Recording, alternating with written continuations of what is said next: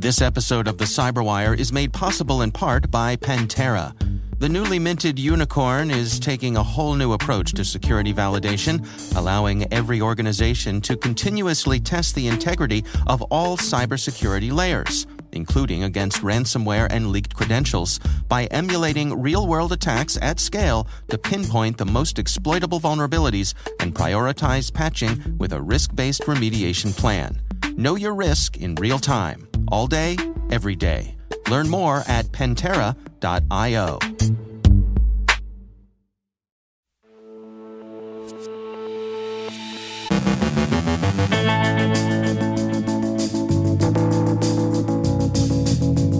BlackByte is back. Iran is suspected of cyber operations against 4 Israeli sectors. A look at wipers as a tool in hybrid war. A Russian cyber ops scorecard. Josh Ray from Accenture on how dark web actors are focusing on VPNs. Our guest is Corey Nachreiner from WatchGuard with findings from their latest internet security report.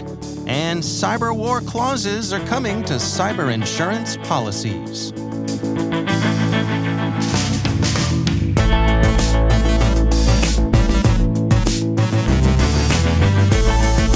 From the CyberWire studios at Data Tribe, I'm Dave Bittner with your CyberWire summary for Thursday, August 18th, 2022.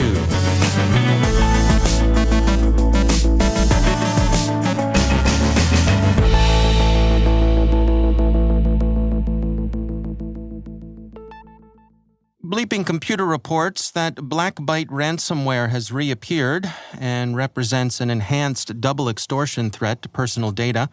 The gang has launched a new data dump site with a focus on individual victims. BleepingComputer writes, the data leak site only includes one victim at this time, but now has new extortion strategies that allow victims to pay to extend the publishing of their data by 24 hours for $5,000, download the data for $200,000, or destroy all the data at $300,000. These prices will likely change depending on the size and revenue of the victim. BlackByte hasn't been without problems of its own. In its earlier version, the gang's code had flaws that permitted white hat researchers to develop and distribute a free decryptor. BlackByte closed that particular hole, and it's unknown whether they're using that improved cryptor in BlackByte 2.0. This time around, payment seems to be a problem.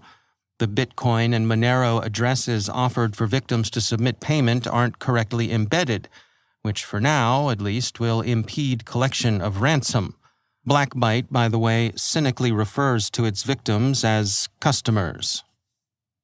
Mandiant reports that UNC 3890, a cluster of activity targeting Israeli shipping, government, energy, and healthcare organizations via social engineering lures and a potential watering hole, is playing a role in the low-level naval conflict currently observed between Iran and Israel.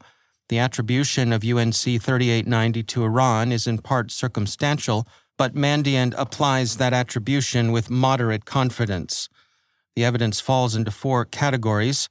Linguistic, UNC 3890 developers use Farsi words in their strings. Targeting, there's a focus on Israeli targets, which is consistent with Iranian interests.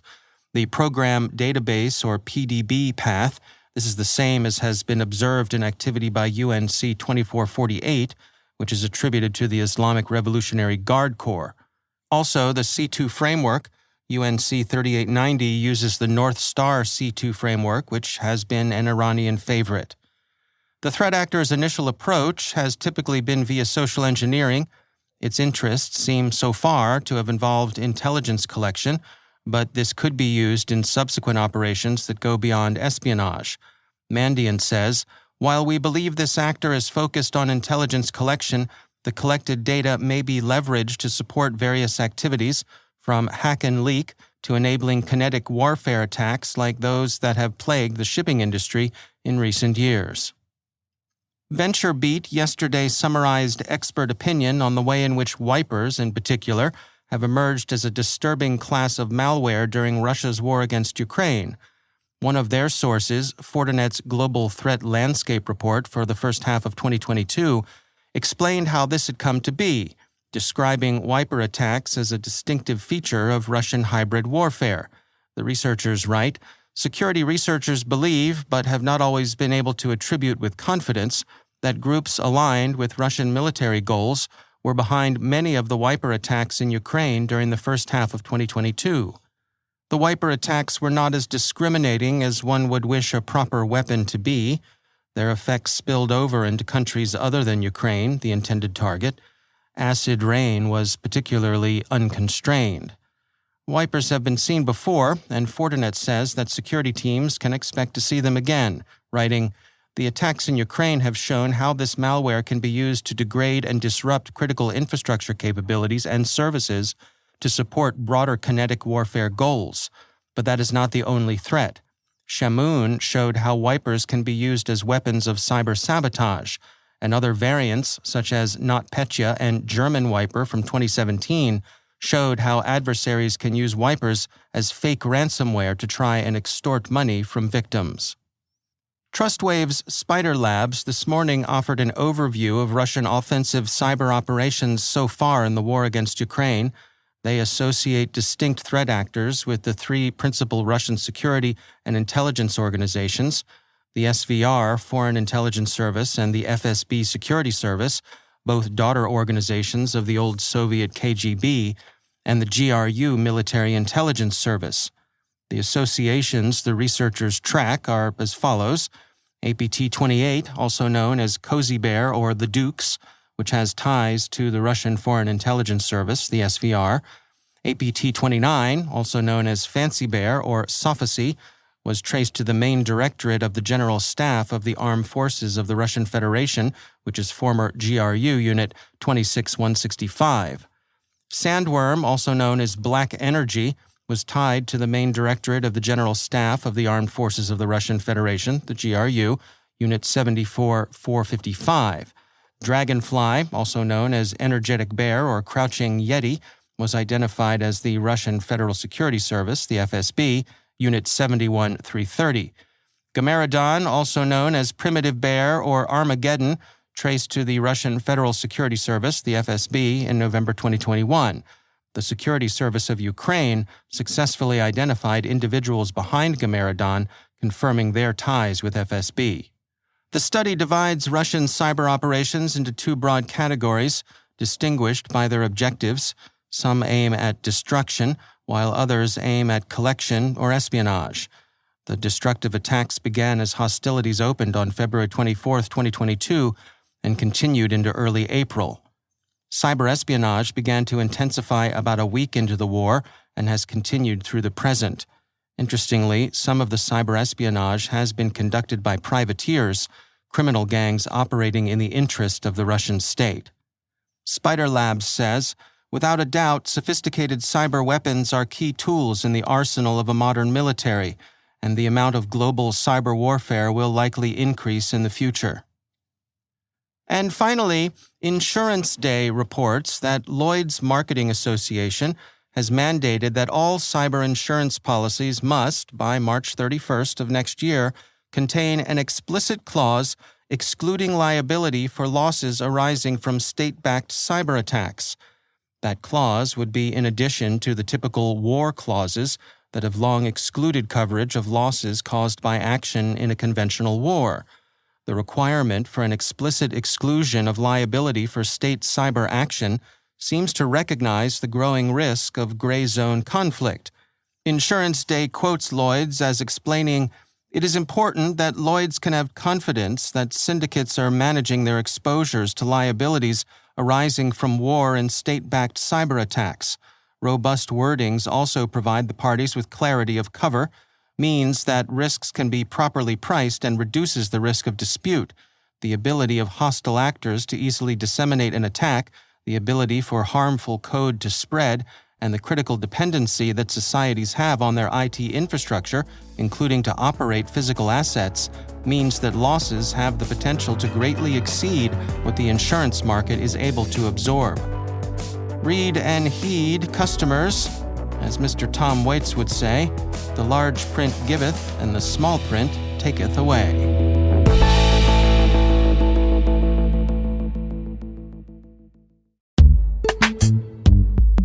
And now, a word from our sponsor, Recorded Future. Staying one step ahead of the rapidly evolving threat landscape requires a constant flow of daily intelligence. To stay up to date on everything happening in the world of cybersecurity, join over 50,000 other security professionals who subscribe to the Cyber Daily. With daily email updates on the latest cybersecurity news, top threat actors, exploited vulnerabilities, suspicious IP addresses, and more, the Cyber Daily is the first thing security professionals check every morning. To learn more and subscribe for free, go to recordedfuture.com/cyber-daily. And we thank Recorded Future for sponsoring our show.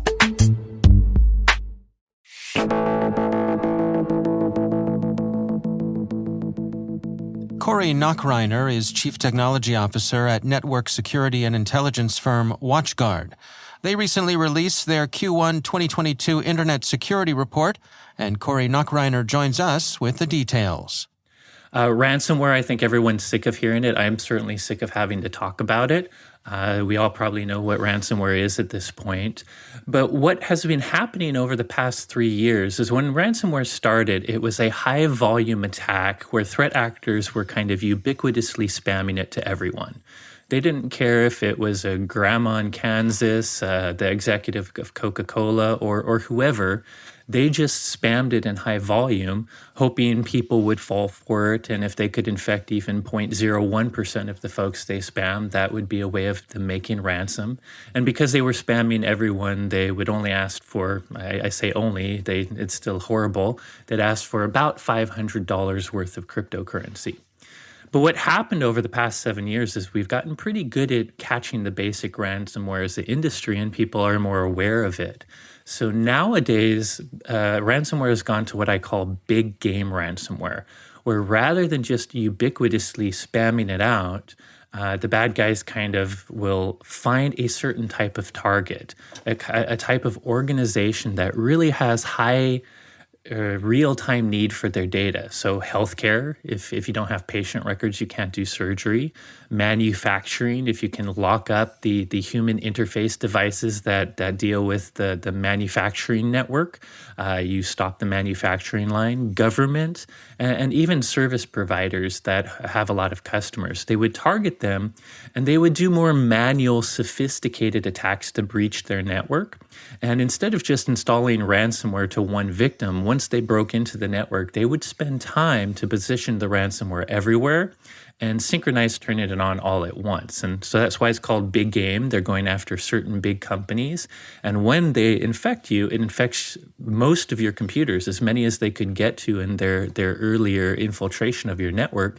And that really locks up those organizations. And it's turned ransomware into the situation where you hear about these big companies getting hit, and they're getting ransoms of $5 to $15 million. So the reason I say all that is in previous reports, ransomware has been going down. In every report before Q1, throughout 2020, our ransomware stats have been lowering quite a bit, in fact, drastically, because we think the high-volume ransomware has not been a big successful for them, and they've moved to big game. But that is what changed in Q1. For the first time in quite a while, ransomware rose significantly. In fact, just in the first quarter of 2022, we've already seen 80% of the ransomware that we saw for the entire year of 2021.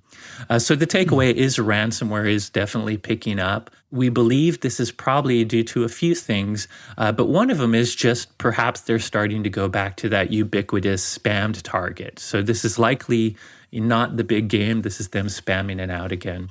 Was there anything in the report that you found particularly surprising or unexpected? I would say the ransomware definitely comes up. It's not surprising. That's one of the biggest things. I will say something I'm not surprised about, but I wasn't looking for it in this report, was the return of Emote.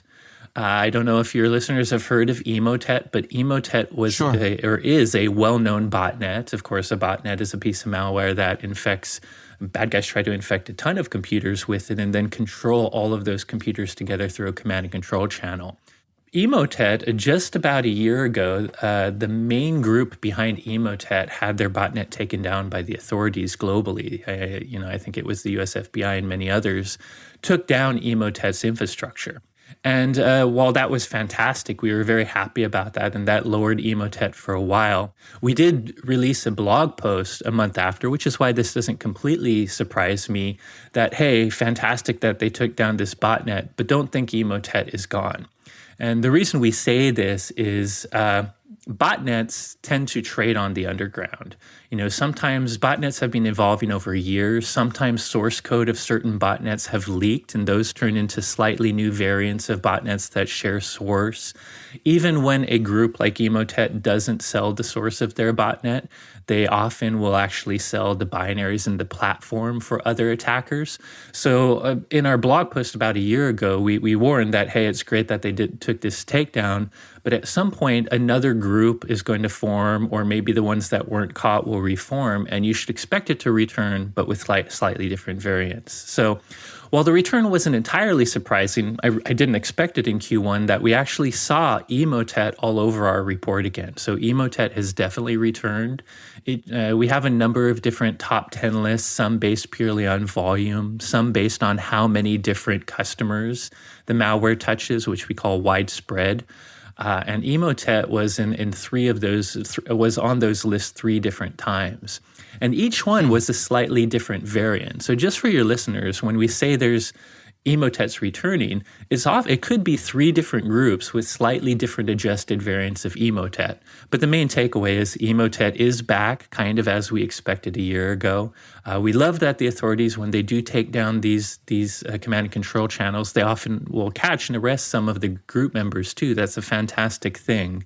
But you should never expect the bot to go away just because of that. So what's the takeaway here? Well, the takeaway is to use more proactive malware detection. Obviously, WatchGuard has products I could talk about that have this, but there's others out there. But besides signatures, now there's more proactive detections. There's things like machine learning that has new ways to more proactively, even without a researcher, tell that a brand new piece of malware is actually malware based on lots of, big data indicators it's seen in previous infections. There's behavioral analysis, which is very hard for evasive malware to get past because malware can change the way it looks on a binary level, but it can't change what it does in order to do its bad stuff. So behavioral analysis is where we literally run it in a safe sandbox environment and look for the bad behaviors to catch it. So make sure you're using some sort of anti-malware protection, whether it's network or endpoint based, that has those more proactive detection techniques. And the final thing there is also EDR. In a lot of endpoint solutions, which, a lot of people call it AV, but nowadays it's endpoint protection and endpoint detection and response. EDR is that endpoint detection and response. Besides just trying to prevent the malware from reaching the endpoint detection and response will actually pay attention to things that are happening on your computer as they happen. So if malware does start to run, and maybe is trying to use malicious PowerShell or something like that to do something bad, EDR can quickly stop that from happening. So definitely look at, anti-malware solutions that have proactive detection and consider EDR, endpoint detection and response, which comes with a lot of endpoint protection suites out there nowadays, including WatchGuards. That's Corey Nachreiner from WatchGuard.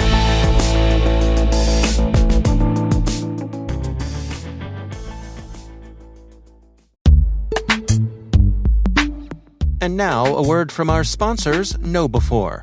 So, what's a con game? It's a fraud that works by getting the victim to misplace their confidence in the con artist. In the world of security, we call confidence tricks social engineering. And as our sponsors at KnowBe4 can tell you, human error is how most organizations get compromised. Where there's human contact, there can be con games.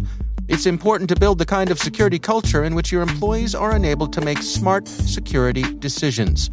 To do that, they need new school security awareness training. See how your security culture stacks up against KnowBe4's free phishing test. Get it at knowbe4.com/phishing test. That's knowbe4.com/phishing test. And we thank KnowBe4 for sponsoring our show.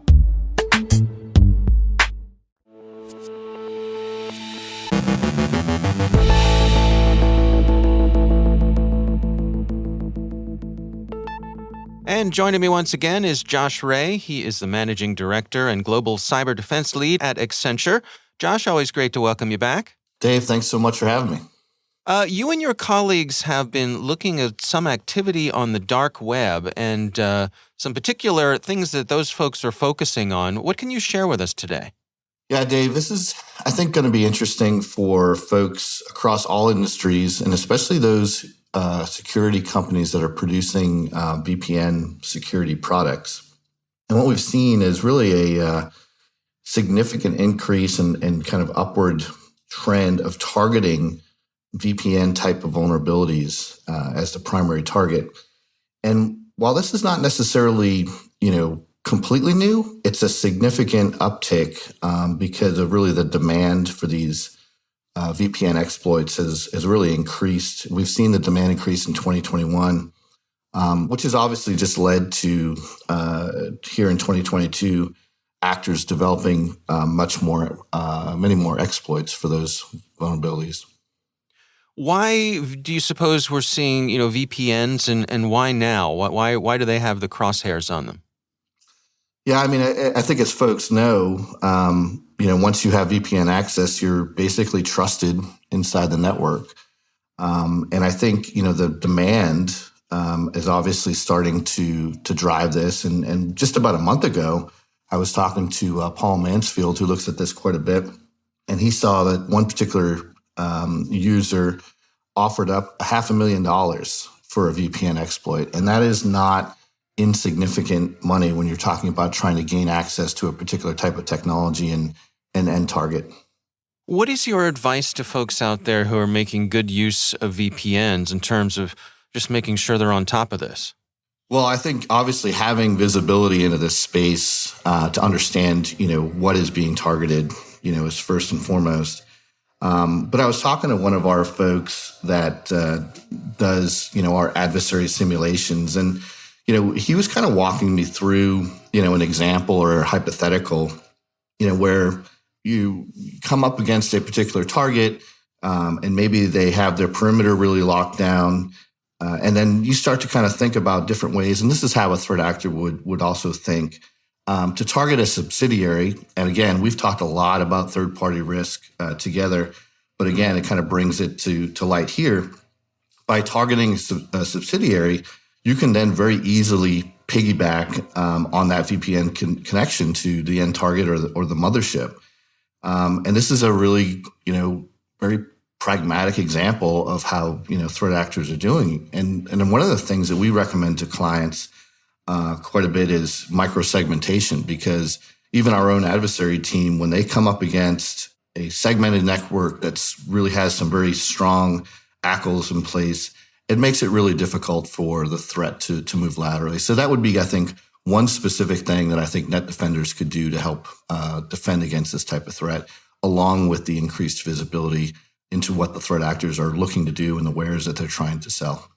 Can we just quickly just address VPNs in general? I mean, I think it's one of those categories that while folks recognize the necessity of it in many situations, because there are operators out there who aren't the best, it also VPNs can suffer from that reputation as well. Yeah, that's correct. I mean, the product security component is obviously very important, right? But I think also when you're talking about, doing the kind of the care and feeding and the hygiene, but just to know that, there are threat actors out there that are willing to pay top dollar now for exploits to particular types of vulnerabilities. And we've seen it again across all product suites. So no vendor is really immune from this. And they're using this as a means to target organizations across all industries. So I think it's definitely something that, really warrants continued focus and attention from the net defense community. Are there particular questions that folks should be addressing with their VPN suppliers? Well, I first and foremost, I think, that the whole thing around software bill of materials, and we've talked about that, understanding kind of what their continuous, patch cycles are, making sure that, they've got a very close relationship with their VPN providers and asking them questions like, hey, are you looking at some of these emerging threats in the darknet, and what are you doing to help take compensate measures to defend against it? All right. Well, Josh Ray, thanks for joining us.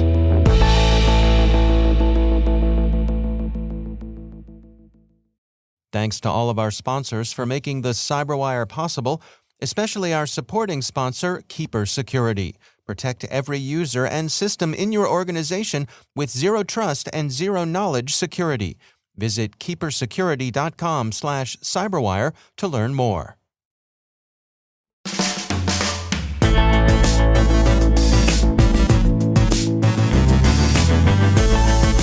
And that's the CyberWire. For links to all of today's stories, check out our daily briefing at thecyberwire.com. The CyberWire podcast is proudly produced in Maryland out of the startup studios of Data Tribe, where they're co-building the next generation of cybersecurity teams and technology. Our amazing CyberWire team is Elliot Peltzman, Trey Hester, Brandon Karpf, Eliana White, Guru Prakash, Liz Irvin, Rachel Gelfin, Tim Nodar, Joe Kerrigan, Carol Terrio, Ben Yellen, Nick Valecki, Gina Johnson, Bennett Moe, Chris Russell, John Petrick, Jennifer Iben, Rick Howard, Peter Kilpie, and I'm Dave Bittner. Thanks for listening. We'll see you back here tomorrow.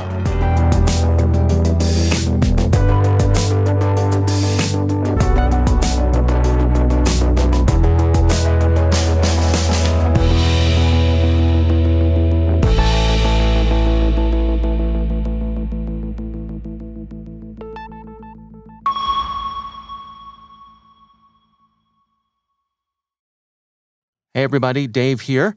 Are your sales and marketing teams tasked with ever-growing brand awareness and lead gen goals? The CyberWire is a great way to put your message into the ear of decision makers across cyber and help fill your funnel. We have great sponsorship opportunities available, but we're filling up fast.